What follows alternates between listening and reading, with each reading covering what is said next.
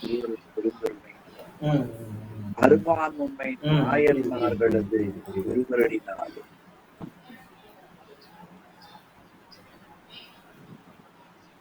அருளந்தி சிவாச்சாரியார் அருளி செய்த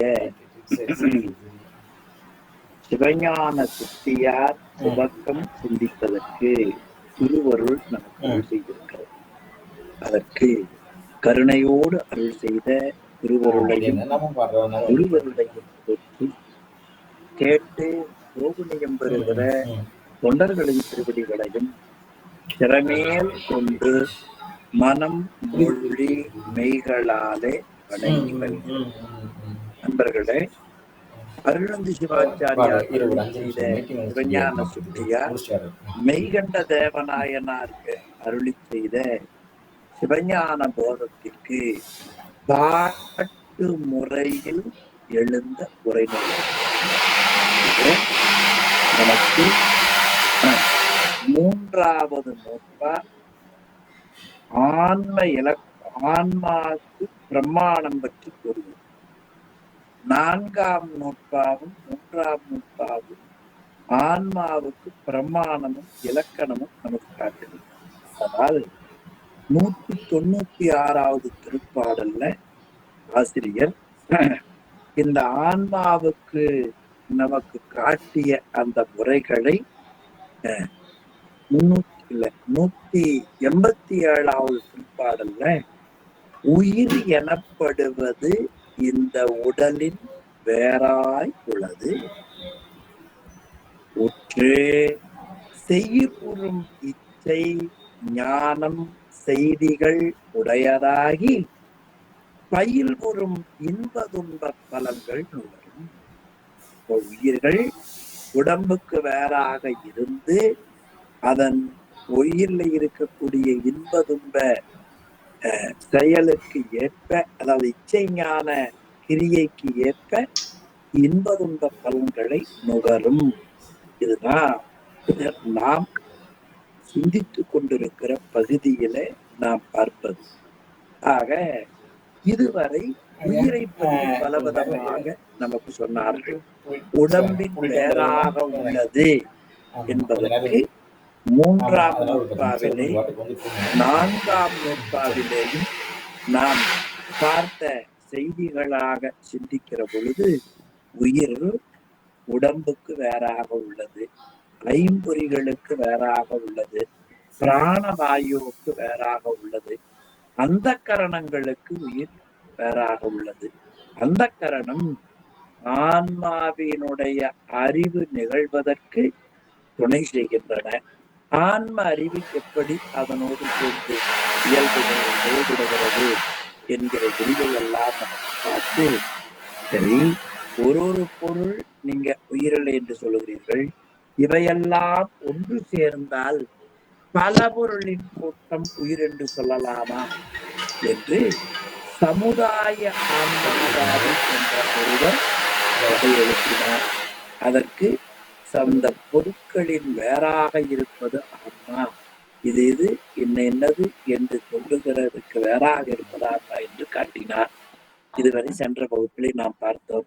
இப்பொழுது சிந்திக்க வேண்டியது 3ஆம் நூற்பாவுல 2ஆம் அதிகரணம். இப்போ முதல் அதிகரணம் என்ன? உயிர் உடம்புக்கு வேறாக உள்ளது என்கிற கருத்தை 188 இருந்து 95 வரை ஏறத்தாழ 5.8 பாடல்ல பார்த்தோம். இனி அடுத்து 2ஆம் அதிகரணம். 2ஆம் அதிகரணம் என்ன? இந்த உயிர் இது மேற்கொள்ளப்பட்ட பொருள் உற்று செய்யுறும் இச்சை ஞான செயல்கள் உடையதாகி பயில்புறும் இன்ப துன்ப பலன்கள் நுகரும். இந்த கருத்தைத்தான் ஆசிரியர் நமக்கு காட்டுகிறார். 2ஆம் அதிகரணத்துல மேற்கொள்ளப்பட்ட பொருள் இந்த உயிர் இச்சை ஞான செய்திகள் உடையதாகி இன்ப துன்பங்களை நுகரும். இதுதான் நாம் இப்பொழுது சிந்திக்க எடுத்துக்கொண்ட பொருள். இந்த 2ஆம் அதிகரணத்தை 2 பிரிவா பிரித்தார்கள்.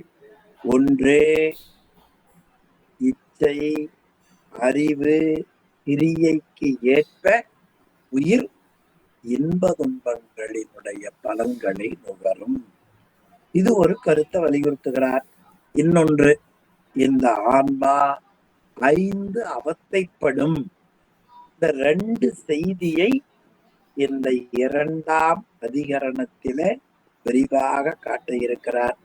இனி இந்த ஆன்மாவுக்கு இருக்கிற அந்த இலக்கணங்களை பற்றி பலரும் பல கருத்து கூறினார்கள். அதில முதலாவதாக நாம் பார்க்கக்கூடியவர்கள் பரிணாமவாதிகள். இந்த பரிணாமவாதிகள் கூறக்கூடிய ஆன்மாவுக்கு இருக்கிற இலக்கணமும் அதனுடைய மறுப்பையும் 196வது திருப்பாடலில இப்பொழுது நாம் சிந்திக்க இருக்கின்றோம். இன்று சிந்திக்க வேண்டியது 196வது திருப்பாடல். அதாவது பிரம்மமே உயிர் என்று ஒரு சாரர் கூறுகின்றனர். உயிரை பற்றி தான் சிந்தித்துக் கொண்டிருக்கிறோம். பிரம்மமே உயிர். அறிவு, இச்சை, செயல்கள் எல்லாம் அடைந்து அனல் வெம்மையும் போல் குறி உற்று அங்கு ஏக அநேக குண குணி பாவம் ஆகி நெறியுற்று நிற்கும். இது பரிணாமவாதிகள், அதாவது பிரம்மமே உயிர் என்று சொல்லக்கூடியவர்கள். அவங்க என்ன சொல்லுகிறாங்க? பிரம்மத்தினுடைய அறிவு, இச்சை, செயல்கள் இவை கருவிகள் ஆகிய எல்லாவற்றையும் பொருந்தி நெருப்பில் சூடு போல அவற்றில் பிரிவின்றி நுண்ணுடலை அறியும். நெருப்பையும் சூட்டையும் பிரிக்க முடியாது. மலரையும் மணத்தையும் பிரிக்க முடியாது. சூரியனையும் ஒளியையும் பிரிக்க முடியாது.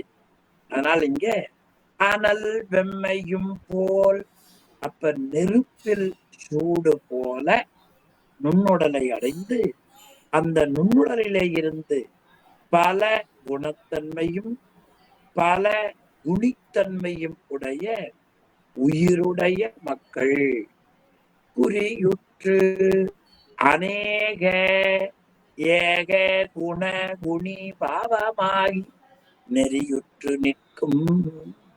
இப்ப மக்களும் அறிவில் பொருள்களும் ஆகிய முறையில் பொருள்களை அறியும் என்று நமக்கு அவர்கள் சொன்னார்கள். எண்ணில் அப்படி நீ சொல்லுவாயானால் என்னென்று சொல்லுகிறார்? பிரம்மமே அறிவுடைய பொருள்களும் அறிவு இல்லாத பொருள்களுமாக வெளிப்பட்டு நிற்கும்.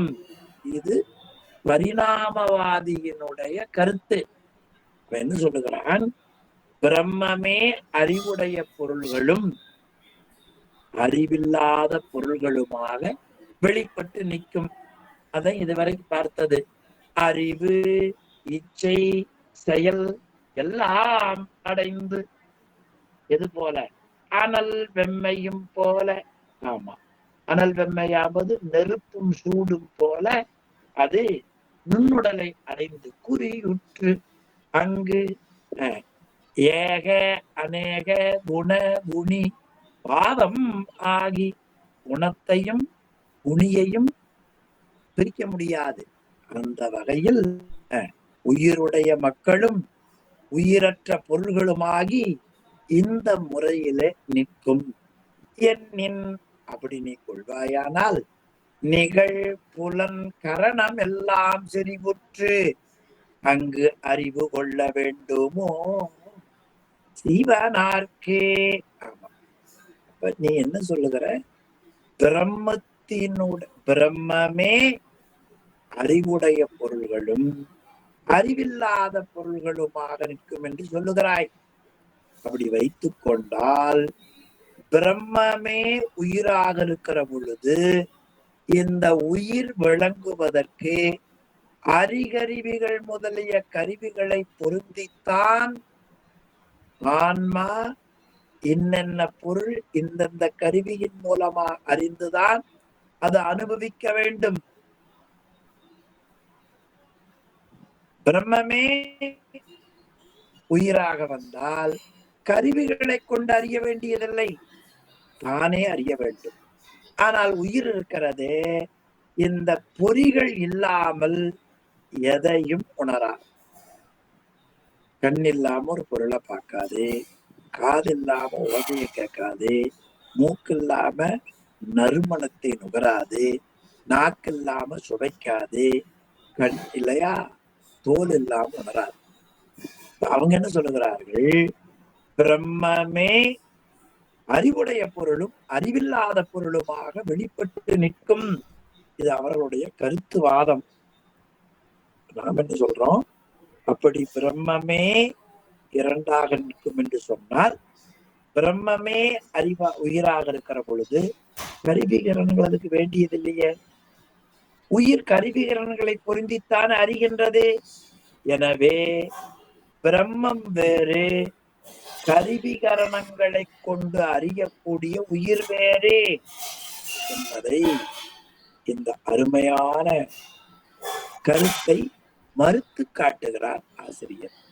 அப்ப பிரம்மத்துக்கு வேறாக இருப்பது உயிர் என்பதை 196வது திருப்பாடலில ஆசிரியர் காட்டுகிற ரொம்ப நுட்பமான பகுதிங்க. உயிரை பற்றி நாம் பலர் கூறுகிற கருத்தை எடுத்துக்கொண்டு அதை மறுப்பது. அதுல பாத்தீங்கன்னா, நீதி வழங்குபவர்கள் வாதி பிரதிவாதி என்று 2 பேருடைய கருத்துக்களையும் கேட்டு உலக நடைமுறையை சிந்தித்து இருவருக்கும் நன்மையுடையதாக சொல்லுவார்கள். ஆமா, சைவ நீதி என்பது சைவத்திற்கு அடிப்படையாக இருக்கக்கூடிய சிவத்தை பற்றியும், அந்த சிவத்தை அறிந்து பேரின்பத்தை அடையக்கூடிய உயிரை பற்றியும், அந்த உயிர் பேரின்பத்தை அடைவதற்கு தடையாக இருக்கிற மலத்தை பற்றியும் நன்கு விசாரித்து பிறர் கூறுகிற கருத்துக்களை எல்லாம் எடுத்து அவர்களுக்கு உரிய முறையிலே மறுப்பு கூறி நிலைநாட்டுவதுதான் சைவ நீதி என்பதை நாம் இங்கே எண்ணி பார்க்க வேண்டும். அதனாலதான் சைவ எல்லப்ப நாவலர் மேன்மைகள் சைவ நீதி. சைவ நீதி என்பது எல்லா கருத்துக்களையும் உள்ளடக்கி மேலாக பொது சிறப்பு கருத்துக்களை வலியுறுத்துவது. அதனால் சைவ நீதிக்கு ஒரு அடை போட்டார், மேன்மைகள் சைவ நீதி. அந்த நீதிதான் உலகமெங்கும் விளங்க வேண்டும்.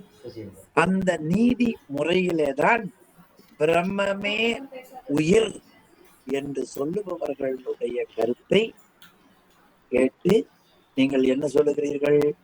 பிரம்மமே அறிவுடைய பொருளாகவும் அறிவற்ற பொருளாகவும் வெளிப்பட்டு நிற்கும் என்ற கருத்தை நீங்கள் சொல்லுகிறீர்கள். அப்படி எடுத்துக்கொண்டால் என்ன தடை வரப்போகிறது?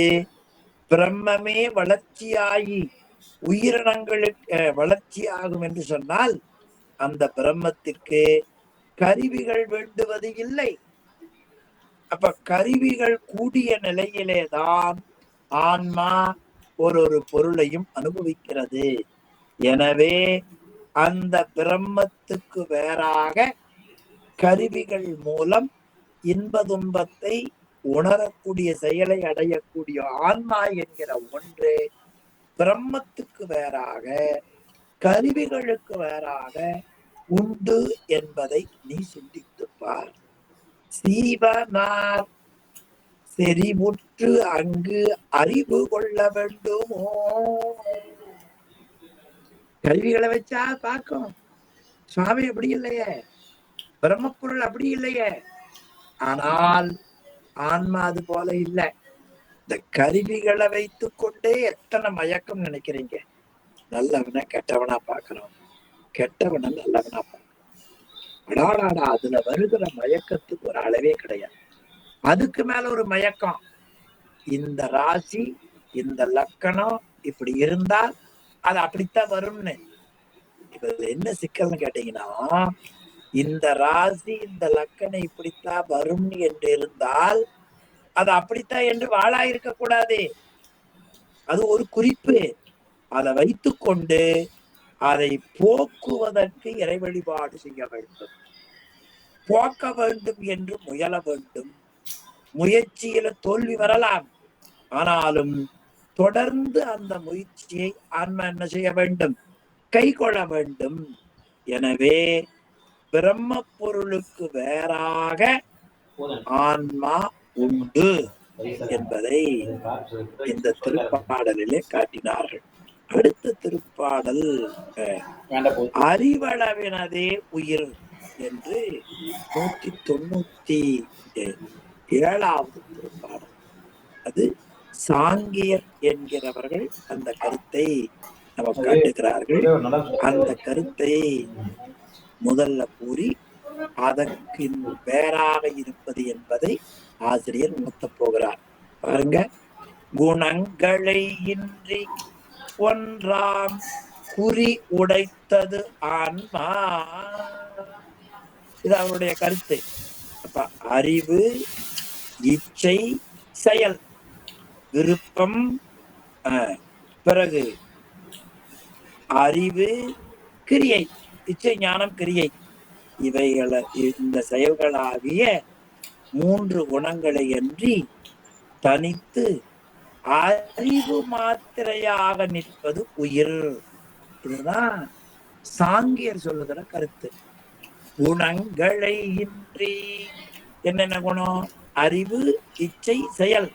இந்த குணங்களை எல்லாம் இல்லாமல் ஒன்றாம் குறி உடைத்தது ஆன்மா, தனித்து அறிவாக இருப்பது ஆன்மா என்று அவர்கள் ஒரு கருத்தை கூறினார்கள். என்று சொன்னால் இணங்கிடா இச்சை, ஞானம், கிரியைகள் இவை உயிருக்கு அறிவில்லாமல் முச்செயலும் நிகழாது. ஏன்? இதுதான் அறிவு மாத்திரை அளிப்பதாச்சே. ஏனைவு என்ன செய்யாது? அதற்கு இருக்காது. இவை உடற்கண் பிணங்கிடும் சன்னதி கண் எனில், ஒரு சமயம் இந்த உயிர் அறிவு, இச்சை, செயல்கள் ஆகியவற்றை உயிரின், அதாவது உயிரின் முன் உடல் இழத்து காணப்படும் தொழில் என்று சொன்னா என்ன? இணங்கிடும் இச்சா, ஞானம், கிரியை இவைகள் உடற்கள் பிணங்கிடும் சன்னதி கண் எனில் 2 சொல்லுகிறார்கள். அதாவது அறிவு, இச்சை, செயல்களாகிய குணங்கள் இல்லாமல் அறிவாக இருப்பது ஆன்மா. இது அவர்கள் கருத்து. இப்ப நாம் என்ன சொல்லுகிறோம்? சரி, நீங்க சொல்லுகிற வகையில சிந்தித்து பார்த்தால் உயிருக்கு அறிவின்றி முச்செயல்களும் நிகழாது, எனவே அது பொருந்தாது. சரி, அடுத்தது அறிவு, இச்சை, செயல்கள் உயிரிடத்தில், உயிர்கள் முன்பு உடலிடத்திலே காணப்படும் தொழில், உயிரிடத்துல இல்ல, உடம்பிடத்திலே காணப்படும் தொழில் என்று வைத்துக் கொண்டால் பிணத்து உறக்கத்து என்றாம். இது பிணமாகிற பொழுது, உறங்குகிற பொழுது அவை தொழில்படுவது இல்லை, எனவே அதுவும் பொருந்தாது.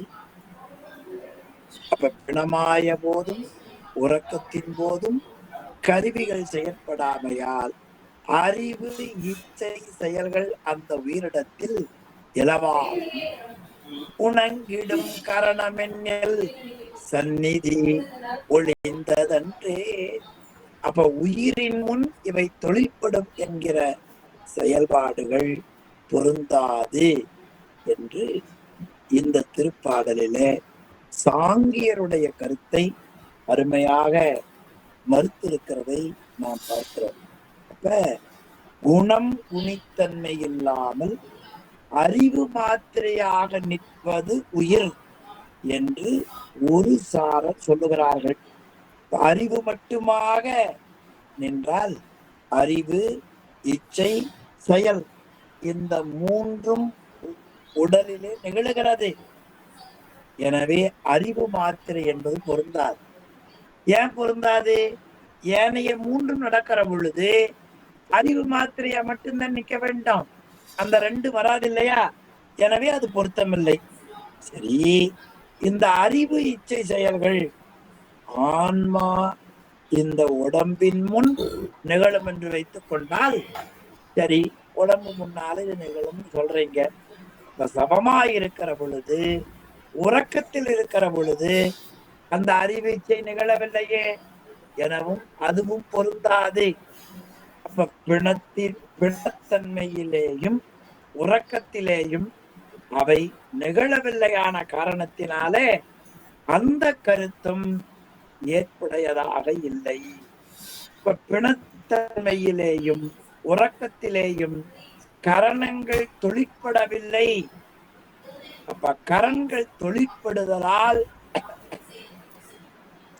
இவை நிகழுதென்று கொண்டால் ஆன்மா சன்னதியில் இவை நிகழும் என்பது இல்லையாக முடியும் என்று சாங்கியர் கருத்தையும் மறுத்து அறிவு மாத்திரையாக உயிர் இருப்பது என்பது பொருந்தாது என்கிற கருத்தை 197வது திருப்பாடல்ல அருமையா காட்டினார். அதற்கு அடுத்ததா இதே கருத்தை மறுபடியும் சொல்லுகிறார் 98ல. சந்நிதி குணமதாகும் தான் என் போல் என்னின் காந்தம் முன் இரும்பு என்றாய் ஈர்க்கும் முறைமை உண்டு அகற்றல் என்றான். 198வது பாடலை காமிங்க. சன்னதி என்பது உயிரின் முன் உடம்பு தொழிற்படுவதற்கு ஏதுவாக இருப்பது. அப்ப அந்த உயிரிடத்திலே இருக்கக்கூடிய ஒரு சிறப்பு குணம் என்ன? சிறப்பு குணம், உடம்பு முன்னால உயிரின் முன் உடம்பு தொழிற்படும் என்று ஒரு சிறப்பு குணமாகும். அது எது போல என்றால் சந்நிதி குணமதாகும் தான். அப்போ உயிர் முன் உடம்பு தொழிற்படும் என்று நீ சொன்னால் என் போலெனில் அது எது போல என்று எண்ணி பார்த்தால் காந்தம் முன் இரும்பு என்றாய். அவங்க என்ன கருத்து சொல்றாங்க? ஒரு காந்தக்கல் இருக்கிறது, காந்தக்கல்லுக்கு முன்னால இரும்பு தொழிற்படுவதற்கு அமைப்பா இருக்கிறது. அப்ப காந்தக்கல் இருக்கும் ஒரு சிறப்பு குணம் போல்வது என்று அவர்கள் ஒரு கருத்து சொன்னார்கள். ரொம்ப அருமையா அவர்கள் சிந்தித்திருக்கிறாங்க பாருங்க. ஆமா, அப்படி என்று சொன்னால் சரி, காந்தக்கல்லுக்கு காந்தத்துக்கு இரும்பை இழுக்கும் ஒரு குணம் உண்டு. என்ன சொல்றாங்க?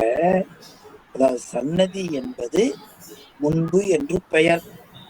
முருகன் சன்னதி, விநாயகர் சன்னதி, சிவன் சன்னதி அப்படின்னா அந்த சாமிக்கு முன்னால. இவங்க சென்ற பாட்டுல என்ன சொன்னாங்க? சன்னதி என்று சொன்னார்கள். அதாவது உயிரின் முன் உடம்பு தொழிற்படும் என்று ஒரு கருத்து. அப்படி சொன்னா அதுக்கு ஒரு காரணம் காட்டினாங்க. உயிருக்கு சிறப்பு குணம், உயிருக்கு முன்னால உடம்பு செயல்படுவது என்பது உயிருக்கு ஒரு சிறப்பு குணம் என்று கருத வேண்டி இருக்கிறது. அதுக்கு ஒரு மேற்கோள் சொன்னாங்க. காந்தத்து முன்னால இரும்பு வச்சீங்கன்னா அந்த இரும்பு தொழிற்படுதா இல்லையா? காந்தத்தை ஆட்டுனா இரும்பு ஆட்டும். அதை போல ஒரு சிறப்பு குணம் என்று சொன்னால் காந்தத்துக்கு இரும்பை இழுக்கிற குணம் மட்டும்தான் இருக்கிறதே. அதற்கு வேறாக இந்த உயிருக்கு, அதாவது இந்த காந்தத்துக்கு வேற மாறுபட்ட குணம் இல்லை. காந்தம் வச்சீங்கன்னா இரும்பு இருக்கும், வேற எதுவும் செய்யாது. ஆனால் இந்த உயிர் இருக்கிறதே, நினைக்கிறது, மறக்கிறது, ஓடுகிறது, உட்காருகிறது, படுக்கிறது, நிற்கிறது. அப்ப மாறுபட்ட தொழில்கள் இருக்கின்றன. உடம்பு செயல்படுதா இல்லையா? உடம்பு பாத்தீங்கன்னா சில நேரம் நினைக்குது, மறக்குது, ஓடுகிறது, அமருகிறது, படுக்கிறது, நிற்கிறது. பல தொழில்கள் உடம்பு செய்கின்றன. அப்ப உயிருக்கு சன்னதி என்பது சிறப்பு குணம் அன்று என்கிற கருத்தை 198வது திருப்பாடல் ரொம்ப அருமையான கருத்துங்க. அவர்களுடைய கருத்தை வாங்கி கொண்டு இந்த இரும்பு இழுக்கும் சக்தி இருக்குமே தவிர ஏனைய மாறுபட்ட தொழில்கள் இல்லை. எனவே அந்த கருத்தும் பொருந்தாது என்று சாங்கியருடைய நிலையை மாற்றி தெளிவுபடுத்தியதை நாம் பார்க்கிறோம். அடுத்த செய்தி 199வது திருப்பாடல்ல உயிர் வடிவுடையது. இது பௌராணிகர் என்று சொல்லக்கூடியவர்கள் உயிர் வடிவமுடையது என்ற கருத்தை முன்வைக்கிறார்கள். அந்த கருத்தை சொல்லி மறுப்பு பார்க்க போறோம். உயிர் உயிர் எண்ணின், இது அவங்களுடைய கருத்து. உயிரானது உருவுடையது. நாம் என்ன சொல்றோம்? உயிருக்கு உருவம் கிடையாது, சைவ சித்தாந்தம். அவங்க என்ன சொல்லுகிறார்கள்? உயிர் உருவுடையது என்று காட்டுகிறார்கள். உயிர் உருவுடைய உயிர் எண்ணின், அப்ப உயிரானது உருவுடையது என்று சொன்னால் இந்த உடலில் அந்த வடிவு தெரிய வேண்டுமே. உடம்புக்குள்ள ஏதாவது ஒரு வடிவு தெரியுதா பாருங்க. உயிர் இந்த வடிவம் என்று இந்த உடலினுள் காண வேண்டும். இந்த உடம்பு, இப்ப நீங்க ஒரு என்ன சொல்றது, ஒரு குண்டு எடுத்து சாப்பிட்டுறீங்க இளமையா இருக்கிற பொழுது, தெரியாம வாயில் போயிருது. ஸ்கேன் பண்ணீங்கன்னா அந்த குண்டு எந்த இடத்துல இருக்கு கண்டுபிடிச்சிருக்கோம். இந்திரா காந்திய சுட்டார்கள் பல குண்டுகளால, நாடே அறியும். அந்த குண்டு உள்ள போச்சு வடிவம், அது எங்கெங்க இருக்கு என்று கண்டுபிடித்தார்கள். கடைசியில அது முக்கியமா போய் உடம்பு விட்டு உயிரின் ஆயிடுச்சு, போய்விட்டது.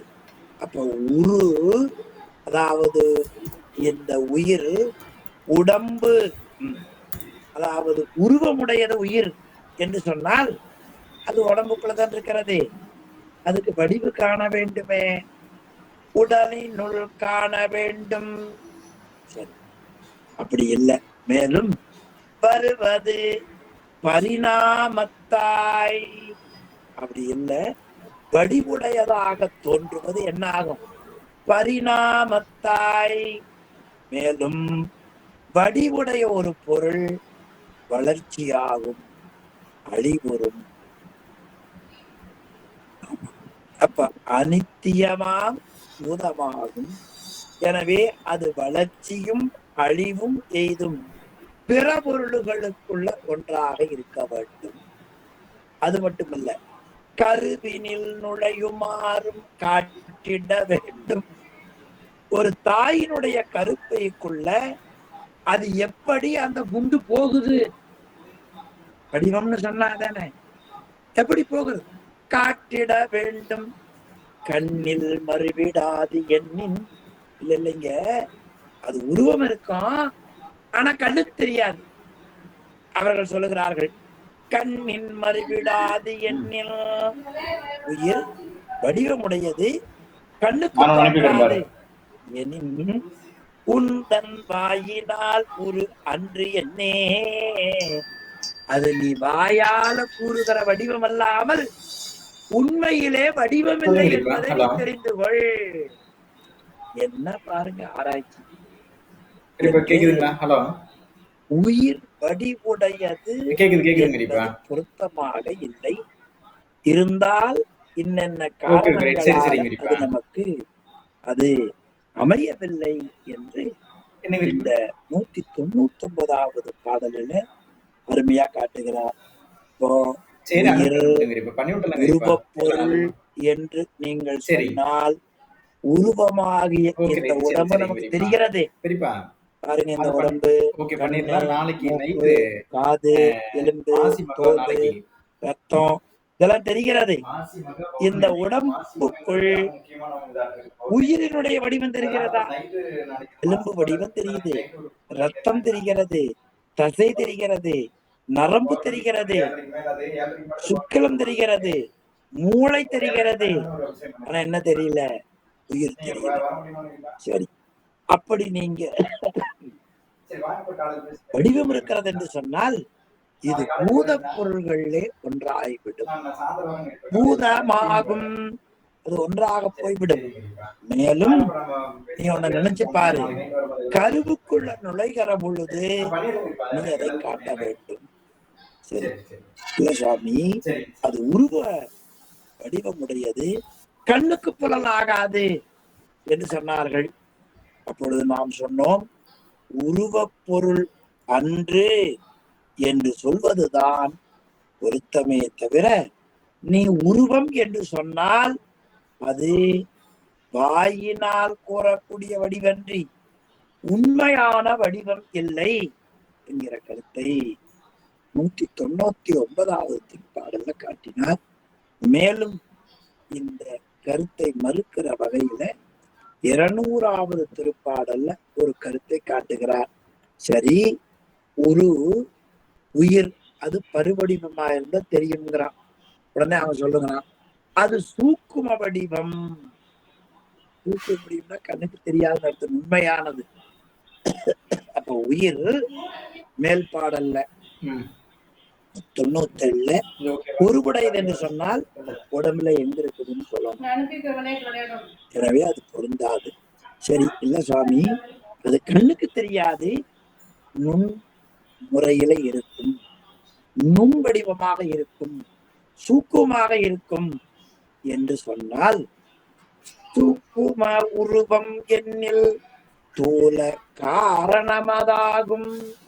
அப்ப உயிர் காண்டற்கரிய நுண்ணுடம்பு என்று சொன்னால் அது நுண்ணுடம்பாகும்.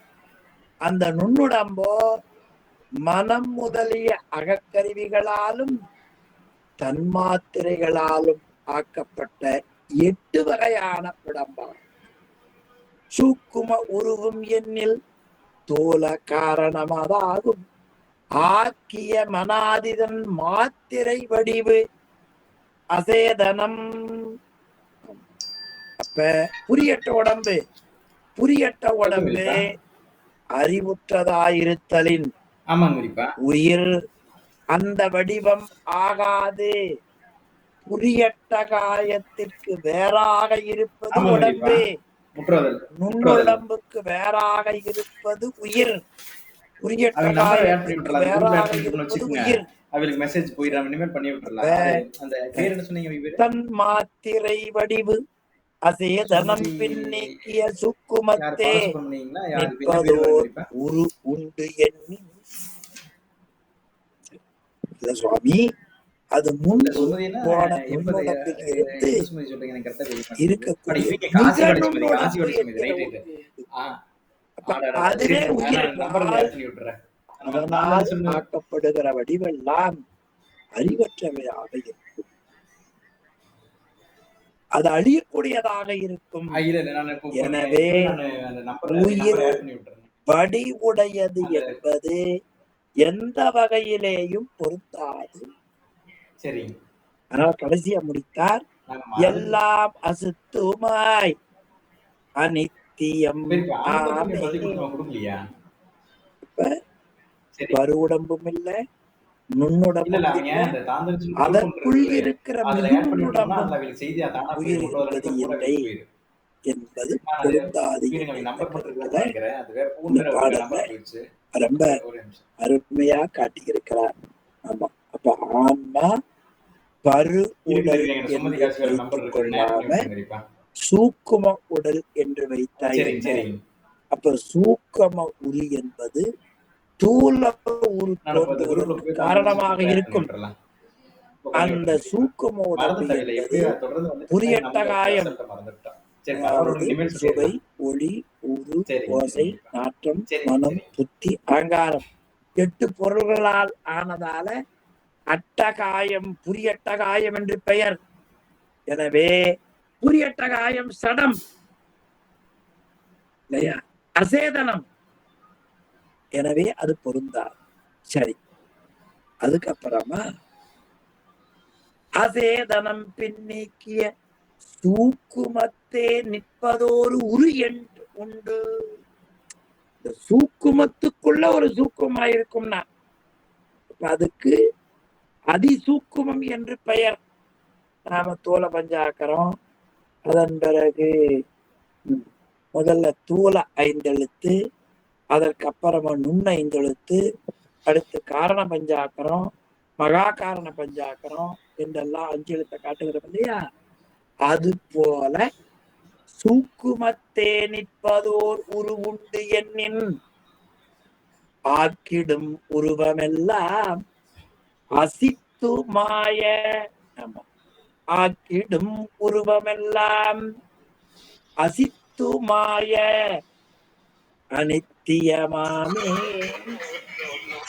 ஆகக்கூடிய அந்த உடம்பெல்லாம் அசித்துமாய் அறிவற்றதாய் அனித்தம் நிலையுடையது அல்ல. எனவே உயிர் தோல வடிவம் உடையதும் இல்லை,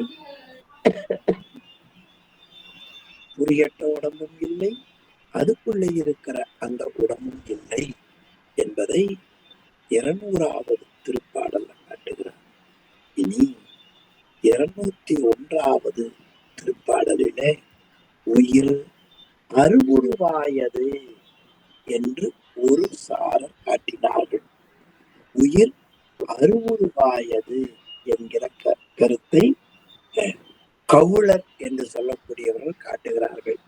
அந்த கருத்தை சொல்லி மறுக்கிற வகையில 201வது பாடல் அரு உரு எண்ணில் சாமி உயிர் பரு உடம்புடையதும் அல்ல, நுண்ணுடம்புடையதும் அல்ல, அதிநுண்ணுடம்புடையதும் அல்ல, அருவம். ஒன்னொன்னா குடிச்சிட்டு போறாங்க பாருங்களேன். அரு உரு எண்ணில் ஆன்மா அரு உரு ஆவது என்றாம். அப்ப உயிரானது அருவும் உருவும் ஆன பொருள் என்று சொன்னால் அருவ பொருள் உருவ பொருள் ஆகாது. ஆன்மா அரு உரு ஆவது என்றாம். அப்ப ஆன்மா அரு என்று சொன்னா அது உரு ஆகாது. உரு அரு ஆகாதாம். அதாவது உருவ பொருள் அருவ பொருள் ஆகாது, அருவ பொருள் உருவ பொருள் ஆகாது. ஒரு பொருளுக்கு 2 தன்மை வருவது இல்லை. மாறுபட்ட 2 தன்மைகள் ஒரு பொருட்கு இயதல் என்பது இல்லையாகும். அப்ப அவங்க மேலும் சொன்னாங்க, காட்ட வன்னி போல் மருகும் எண்ணில். இந்த விறகுக்குள்ள நெருப்பு மறைஞ்சிருக்கிறது, அது அருவம் தானே. பிறகு நெருப்பு தோன்றுகிறது, உருவம் தானே. அவங்க என்ன சொன்னாங்க, உயிரானது அருவுரு என்று சொன்னார்கள். இப்ப அருவுரு என்று சொன்னால் அருவ பொருள் உருவ பொருளாக, உருவ பொருள் அருவ பொருளாக மாறுபட்ட தன்மையிலே ஒரு பொருட்கள் இயைதல் என்பது இல்லை. அதுக்கு அவர்கள் மேலும் சொன்னார்கள், காட்ட வன்னி போல் மருவும் எண்ணில். காட்டம்னா விறகு, விறகுல என்ன மறைந்திருக்கிறது, நெருப்பு. அப்ப விறகில் தோன்றுகிற நெருப்பு உருவாவதை போல நெருப்பு உருவாக வரும், அருவாகம் இருக்கும். அது போல உயிர் அருவமும் உருவமுமாய 2 தன்மையுடையது. காணாத பொழுது விறகுக்குள்ள நெருப்பு இருக்கிறது, அருவம். விறகுல இருந்த நெருப்பு தோன்றுகிற பொழுது அது உருவம் என்று காட்டினார். அவர்கள் சொன்னார்கள். அப்போ அதை மறுத்து சொல்லுகிறார், நெருப்பில உருவம் காணப்படுவது போல இந்த விறகு கட்டையில நெருப்புல உருவம் தெரிகிறது. ஒரு விளக்கு எரிஞ்சா தெரிகிறது, ஜோதி எரிஞ்சா தெரிகிறது. அப்ப உயிரினுடைய வடிவம் காணப்பட வேண்டுமே, அது போல எங்கும் காணப்படுவதில்லை. எனவே உயிர் என்றும் நிலையாதது என்கிற கொள்கை இல்லாமல் போய்விடும். எனவே அதுவும் பொருந்தாது என்று இந்த கருத்தை மறுத்திருக்கிறார்கள். கவுளர் என்பவர்கள் ஆன்மா அருவுருவ பொருள் என்று சொன்னார்கள். அருவுருவ பொருள் உருவ பொருளாகாது, உருவ பொருள் அருவ பொருளாகாது. மேலும் ஒரே பொருள்ல மாறுபட்ட இரண்டு தன்மை இருக்காதே. அதற்கு அவர் சொன்னார்கள், விறகிலே இருந்து அக்கினி உருவப் பொருளாய், அக்கினி விறகில இருந்து தோன்றுகிற பொழுது உருவப் பொருளாயும், விறகுல மறைந்திருக்கிற பொழுது அருவப் பொருளாயும் இருத்தல் போல ஆன்மாவும் அருவும் உருவமாக இருக்கலாம் என்று சொன்னார். மேற்கோள் பொருத்தமா சொல்றாங்க பாருங்க. அப்பொழுது சைவம் சொல்லிற்று, நெருப்புல உருவம் காணப்படுவது போல ஆன்மா உருவம் காணப்பட வேண்டும். அப்படி காணப்பட்டது என்று சொன்னால் ஆன்மா அழிவில்லாத பொருள், நித்திய பொருள் என்பது உறுதிப்படாது. என நெருப்பு தோன்றும், பிறகு அழியும். ஆன்மா அது போதல்ல. எனவே அதுவும் நமக்கு பொருந்தாது. மேலும் இன்னொரு காரணம் அதற்கு காட்டினார்கள் கவுளர். 202வது பாட்டு.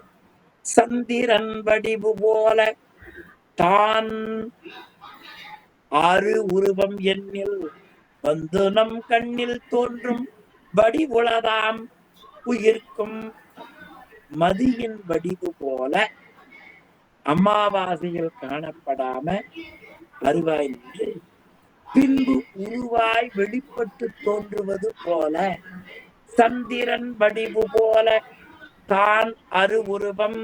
அப்ப சந்திரன் அமாவாசையில தெரியறதில்ல. பிறகு வந்து நம் கண்ணில் தோன்றும் வடிவுளதாகும்.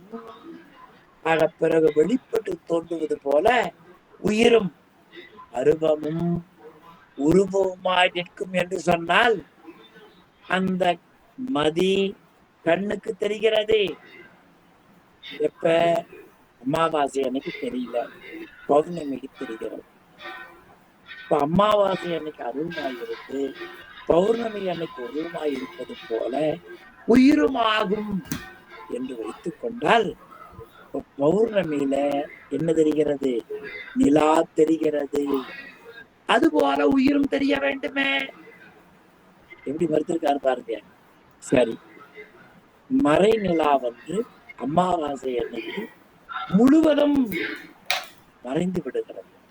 பிறகு சிறிது சிறிதாக வளர்கிறது. அப்படி கருவில் பதிந்து சிறிது சிறிதாக வளர்ந்து உடம்பாக அது தோன்றும் என்று சொன்னால் உயிரும் உடல் போல, உடலை போல ஐம்புல கலப்பு பொருளாக. உடம்பு அறிவற்றதே, ஆனால் உயிர் அறிவுடையது. எனவே அதுவும் நமக்கு பொருந்தாது என்று இந்த கருத்தையும் மிக அருமையா 2 மேற்கோள் காட்டினார்கள். அதாவது அருவுரு என்று சொன்னால் ஆன்மா அருவுரு ஆவது இல்லை.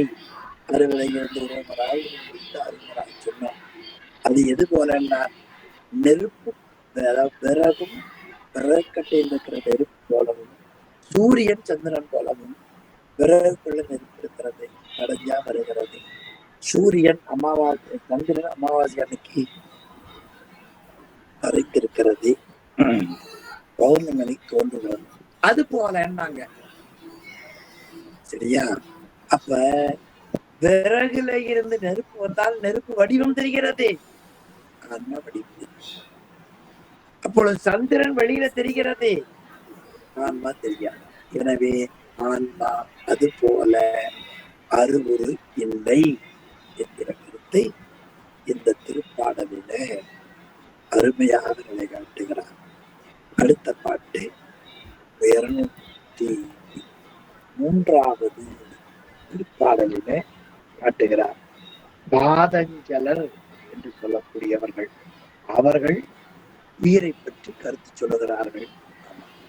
203வது திருப்பாடல். உயிர் அருவாய் வேற்றுவப்படாததாய் நிற்கும். இது பாதஞ்சலர் கூறுகிற இலக்கணம். அரு அவிகாரியான்மா ஆகாயம் போல என்னில்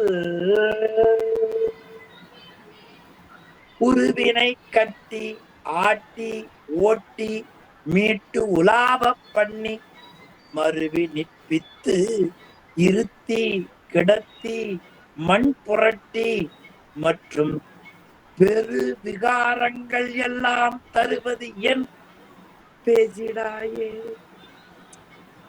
அருமையா சொன்னாங்க. இந்த உயிர் அவிகாரி ஆன்மா, உயிராவது ஆகாயத்தை போல அருவாக இருப்பது. அருவ ஆகாயத்தை போல அருவமாக இருப்பது. அவிகாரி விகாரம் என்பது விகாரம். அதிகாரம் விகாரம் இல்லாத நிற்பது. அரு அதிகாரி ஆன்மா, ஆன்மா அருவானது, விகாரம் இல்லாதது. இது போல ஆகாயத்தை போல அருவாயிருப்பது, விகாரம் இல்லாதது என்று பாதஞ்சலர் என்கிற ஒரு கொள்கையுடையவர்கள் உயிரை பற்றி அவர்கள் அறிந்த அறிவால் சொல்லுகிறார்கள். என்ன சொல்லுகிறார்கள்? அரு அபிகாரி ஆன்மா, அரு ஆன்மா அபிகாரி. ஆன்மாவுக்கு போட்டுங்க. உயிர் வானை போல அருவாக இருப்பது, அதே சமயத்தில் விகாரம் இல்லாதது. இது அவர்கள் சொன்னார் என்று வைத்துக் கொண்டால், இது உயிர் உடம்பை பிணித்தும், அது உருவினை கட்டி ஆட்டி ஆடுதல், ஓட்டி ஓடுதல், மீட்டு உலவ பண்ணி நிற்கும், இருக்கும், கிடக்கும், மருவி நிற்பித்து இருத்தி கிடத்தி மண் புரட்டி மற்றும் பெருவிகாரங்கள் முதலிய பல்வேறு செயல்களை செய்திக்கின்றன. எனவே விகாரம் அற்றது என்பது பொருந்தாது என்று 203வது திருப்பாடல்ல பாதஞ்சலர் என்ற கொள்கையுடையவர்கள் உயிர் அருவானது, விகாரம் இல்லாதது என்று சொன்னார்கள்.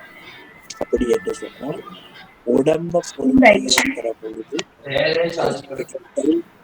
நடத்தல், பல விகாரங்களை செய்தல் அந்த பொருளுக்கு இயலாது. எனவே அவர் கொள்கையும் பொருந்தாது என்று இந்த பாடலில ரொம்ப அருமையா நமக்கு காட்டியிருக்கிறார். மேலும் அதே கருத்தை ஒத்த நிலையில வைசேடிகர் முதலியவர்கள் ஆன்மாவை பற்றி சொல்லுகிறார்கள். 204வது பாட்டு. வைசேடிகர் ரொம்ப நல்ல பாட்டு.